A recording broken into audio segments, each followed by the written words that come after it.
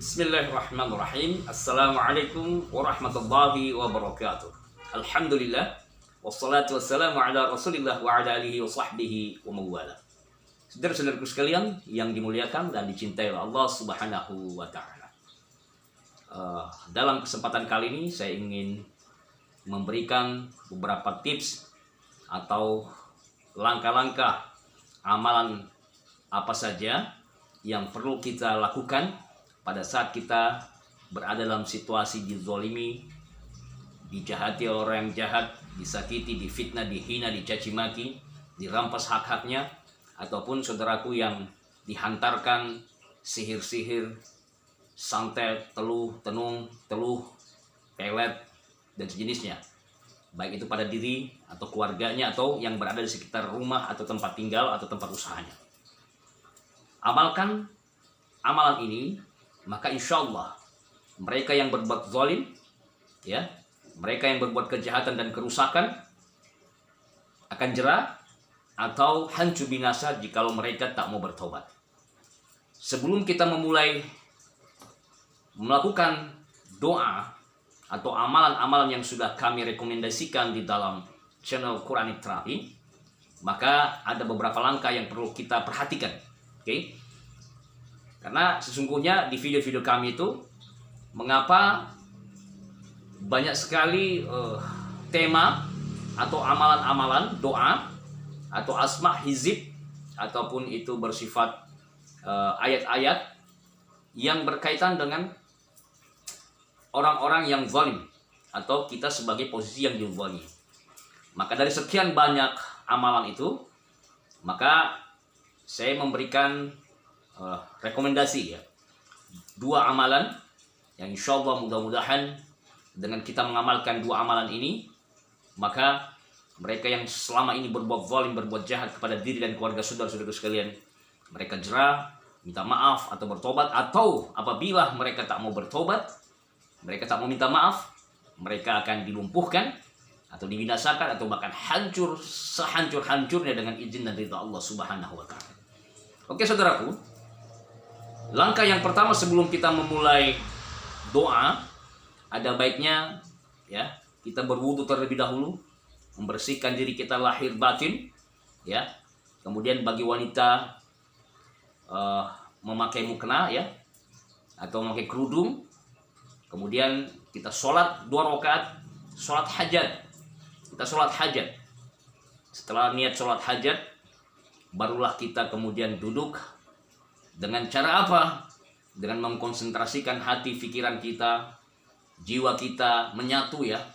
Antara pikiran, jiwa kita pasrahkan kepada Allah.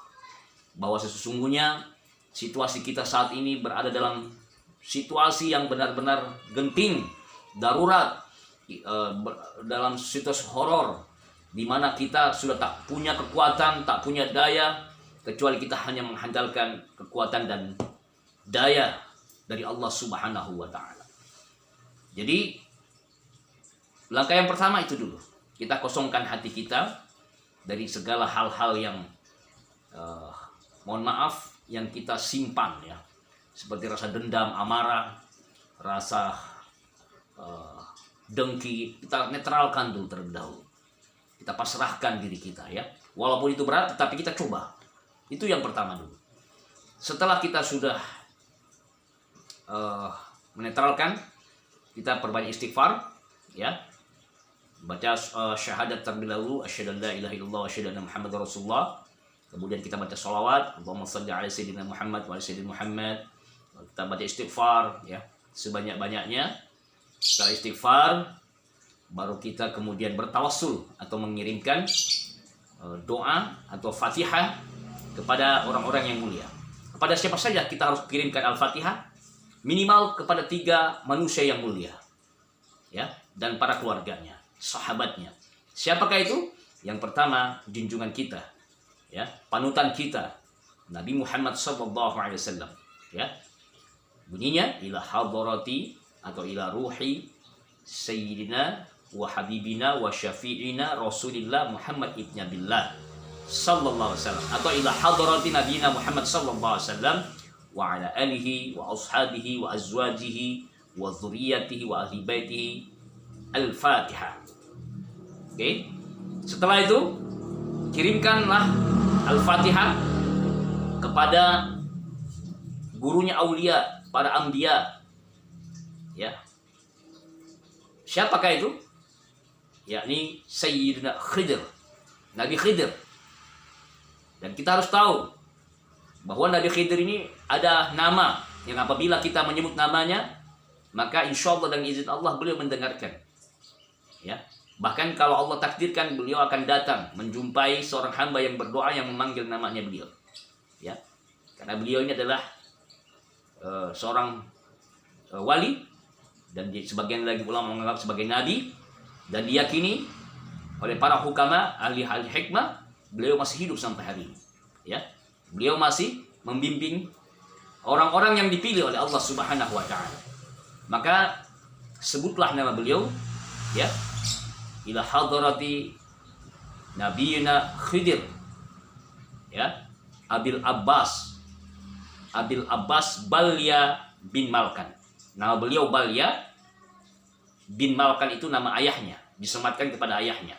Ya, Abul Abbas itu adalah gelar awalnya, jadi panggilan kunyahnya Abul Abbas.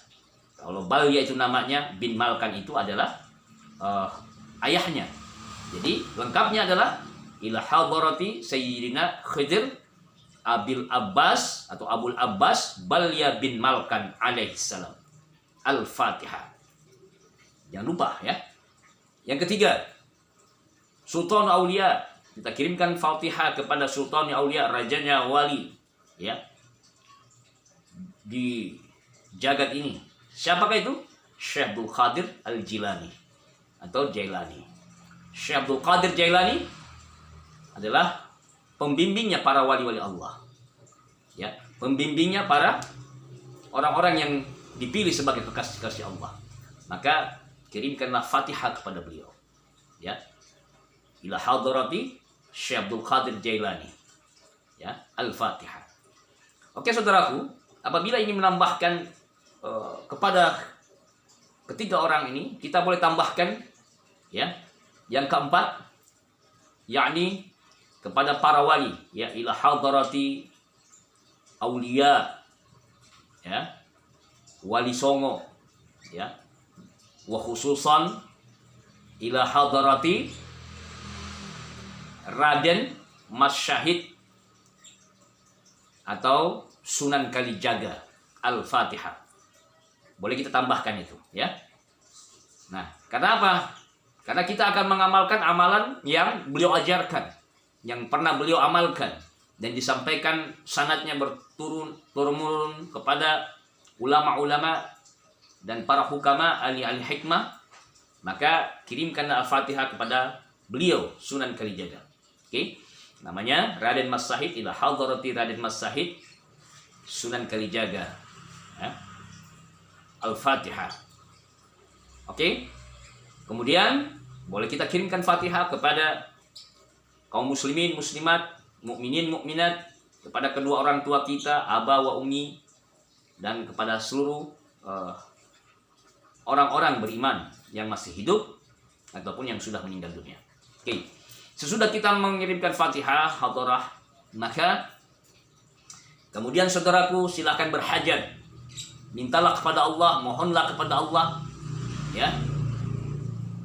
Bagi saudaraku yang dizalimi, yang disakiti, difitnah, dihina, dicaci maki, dirampas hak-haknya, atau dikirimkan, dihantarkan sihir-sihir, santet, teluh, tenung, teluh, atau dirinya atau keluarganya, maka berdoalah kepada Allah. Doakan mereka yang berbuat zalim, yang berbuat kejahatan dan kerusakan, agar mereka ini, ya Allah, hamba memohon kepadamu, agar mereka yang telah berbuat kezaliman, berbuat jahat, mereka berhenti dari kejahatannya, berhenti dari kezalimannya, tidak lagi melakukan kezaliman. Kalau itu berkaitan dengan hak, hamba mohon ya Allah agar hatinya dirubah, agar dia mengembalikan hak-hak hamba yang dirampas, atau menunaikan kewajiban-kewajibannya yang selama ini tidak ditunaikan.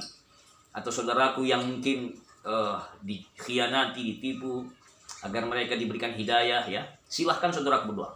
Namun ya Allah, hamba mohon, apabila orang, ya, sebutkan namanya.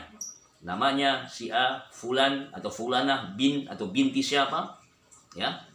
Mereka tak mau bertaubat dari kejahatannya, dari kezalimannya, dari perbuatan-perbuatan buruknya, maka kami mohon, hamba mohon ya Allah, ya, si fulan atau fulanah yang bernama fulan atau fulana bin atau bintinya siapa, hamba mohon ya Allah, engkau lumpuhkan, engkau binasakan, engkau hancurkan, ya, bersama pasukan-pasukannya kalau dia punya pasukan, bersama, ya, barisan-barisannya kalau dia punya barisan kelompok, engkau hancurkan mereka dan jangan biarkan tersisa sedikit pun ya Rabb.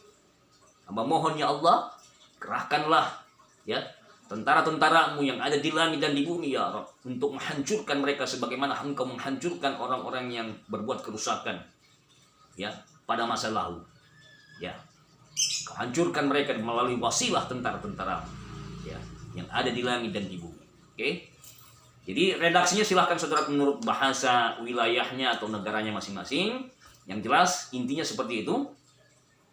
Kemudian saudara-saudaraku sekalian, barulah kita setelah berdoa, kita kemudian bacalah amalan, ya, yang insya Allah amalan sangat tajrib dan sudah pernah terbukti dan banyak terbukti memiliki banyak manfaat, fadilah, khasiat, yakni Asma Sungai Raje. Saya ingin merekomendasikan versi Sunan Kalijaga. Oke. Asma Sungai Raje Nabi Khidir yang diajarkan kepada Sunan Kalijaga, ya. Bentuk bacaannya adalah ada di video kami, silakan dicek ya. Dan fadilah-fadilahnya secara detail, yakni inna quwata nakabannata kitabannaka ihya fatrah. Coba lagi, inna quwata nakabannata kitabannaka ihya fatrah. Artinya sesungguhnya kekuatan itu, ya, milik Allah dan tercatat, termaktub di dalam kitab yang nyata. Oke, itu secara umum artinya ya. Bahasanya ini bahasa Suryani ya.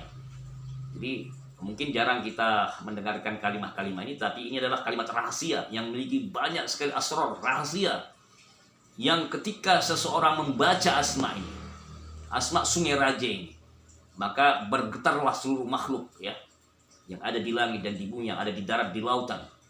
Karena begitu dahsyatnya, agungnya kalimat ini, yang memang kalimat yang langsung diberikan Nabi Khidir, ya, Nabi Khidir kepada Sunan Kalijaga. Fadilahnya apa? Asma Sungai Raje banyak sekali, ya, melumpuhkan orang zalim jarak jauh, kemudian menundukkan makhluk, ya, dari kalangan jin dan manusia yang jahat, yang bandel. Kemudian insya Allah juga bisa kita gunakan ketika berhadapan dengan orang-orang jahat atau orang-orang yang memang kita harus berhadapan. Maka bacalah asma ini 3 kali di dalam hati, inna quwwatanaka bannata kitabannaka ihya fatrah. Maka mereka akan tunduk. Orang-orang yang zalim atau orang yang kita hadapi akan tidak sanggup melihat kita. Bagi saudaraku yang ada gangguan jin atau sihir, maka sihir yang dikirimkan kepada pengamal asma ini, ketika kita amalkan, maka sihir itu akan mantul berbalik kepada mereka yang mengirimkan, menghantarkan sihir tadi. Ya, sekuat apapun sihirnya, ilmu-ilmunya, mau itu dikatakan ilmu black magic, ilmu hitam, ataupun yang dikatakan ya sihrul abyad, ilmu putih, kalau mereka salah gunakan asma itu atau amalan-amalan itu untuk keburukan, maka akan kembali kepada diri mereka. Dan asma Sungai ini memiliki fadilah, ya, diantaranya juga untuk keselamatan kita, perlindungan, penjagaan di darat, di laut, di udara. Maka jangan lupa ketika keluar rumah, selain kita berdoa dengan doa yang disunnahkan Rasul sallallahu alaihi wasallam, kita membaca doa ini, ya, inna quwwatanaka bannata kitabannaka ihya fatrah, inna quwwatanaka bannata kitabannaka ihya fatrah, 3 kali saja. Maka insya Allah kita akan terjaga, terlindungi, dilindungi oleh Allah dan para malaikat-malaikatnya. Oke? Nah, saudaraku, Asma Sungai Raje ini perlu kita selaraskan terlebih dahulu. Sebelum kita mengamalkan, maka bacalah sebanyak-banyak bagaimana hati kita ikhlas. Sampai hati kita sudah ikhlas, Ya, saya tidak harus menetapkan jumlahnya, ya. Walaupun di sebagian para hukama, ahli-ahli hikmah menetapkan itu dibaca 1000 kali. Itu adalah batasan haddul a'la, ya. Boleh kita baca 1000 kali atau lebih, bahkan ya terserah bagaimana seikhlas hati kita, ya. Selaraskan dulu baca, ya.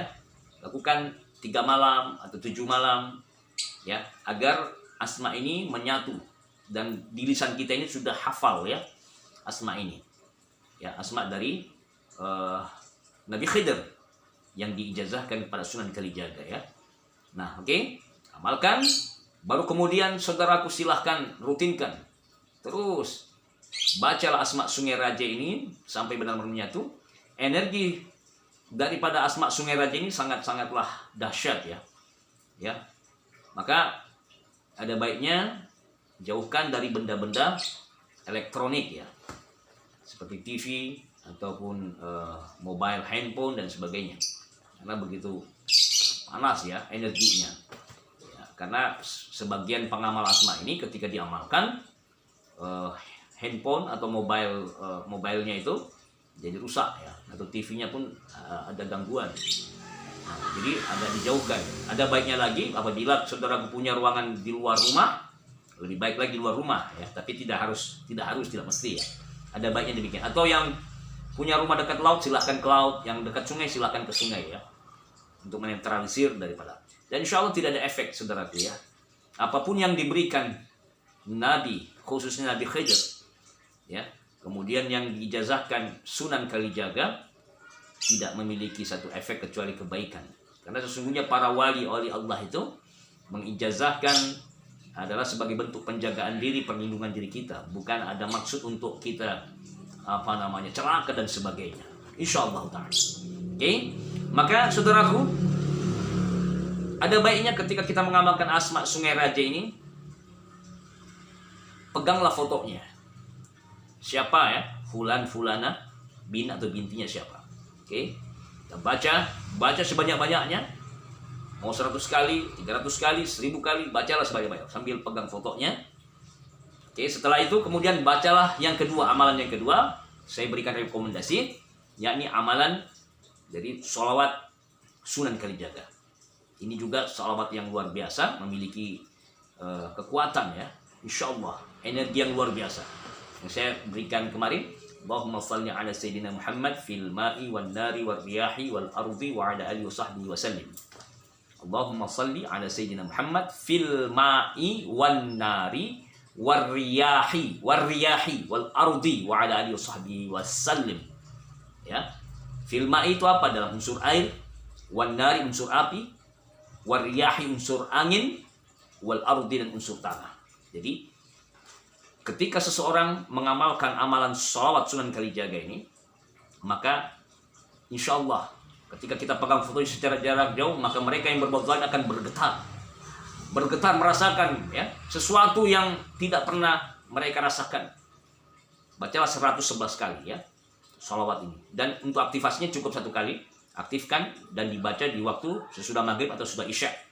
111 kali bacalah sholawat ini, ya. Insya Allah sholawat ini fadilahnya banyak juga. Untuk perlindungan, penjagaan. Rumah kita itu akan dikelilingi, ya. Ketika ada orang bermaksud jahat, pencuri atau orang-orang bermaksud jahat akan seolah-olah berada di lautan yang luas, menyaksikan rumah kita ini, atau menyaksikan seolah-olah ada lautan api atau ada lautan benteng-benteng yang kokoh, sehingga mereka tidak akan bisa masuk di rumah seseorang.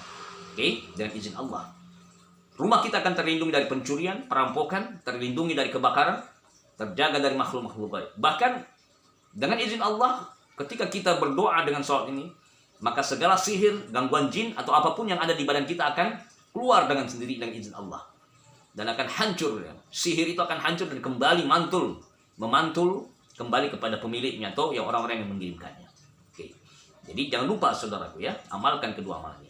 Fadilah daripada sholat ini sudah saya jelaskan di video saya, silahkan dicek, silahkan saudaraku ikuti, dan insya Allah pada saat kita sudah membaca kedua amalan ini, maka teruslah berdoa, minta kepada Allah, seraya memegang fotonya, ya. Dan insya Allah, ya, Kita ini berada dalam suatu kezaliman. Jadi jangan sampai kita ini pergi ke tempat-tempat perdukunan ya. Saya menganjurkan jangan pernah ke tempat-tempat perdukunan. Ya, kahin. Cukuplah kita berdoa kepada Allah dan wasilah doa-doa para aulia. Insyaallah taala Allah akan memberikan kita kebaikan dan keberkahan. Oke saudaraku sekalian, sesudah kita berdoa dengan dua amalan tadi, maka saudaraku silakan berdoa minta kepada Allah lagi. Maka kita tunggu hasilnya dan insyaallah tidak akan lama. Ya. Kita serahkan semuanya pada Allah. Mungkin pada saat kita berdoa, besok dia akan merasakan langsung reaksi. Entah itu mereka jerah, bertobat, minta maaf, atau mereka akan merasakan dampak perbuatan zalimnya. Atau mungkin bisa hari ketiga, hari ketujuh, atau mungkin hari selanjutnya. Yang penting kita rutin saja baca, ya. Apapun itu bentuk apa yang kita rasakan. Insyaallah ta'ala Allah akan memberikan kebaikan dan pada kita semua. Demikianlah dari saya. Silahkan saudaraku lakukan. Mudah-mudahan bermanfaat dan segala doa-doa saudara-saudaraku diijabah oleh Allah Subhanahu wa taala. Jangan lupa untuk selalu men-share ya video kami. Men-share video-video kami dan bagikan pada saudara-saudara kita yang lainnya. Terima kasih, jazakumullah khairan katsira. Wassallallahu ala nabiyyina Muhammadin wa ala sahbihi ajma'in. Assalamualaikum warahmatullahi wabarakatuh.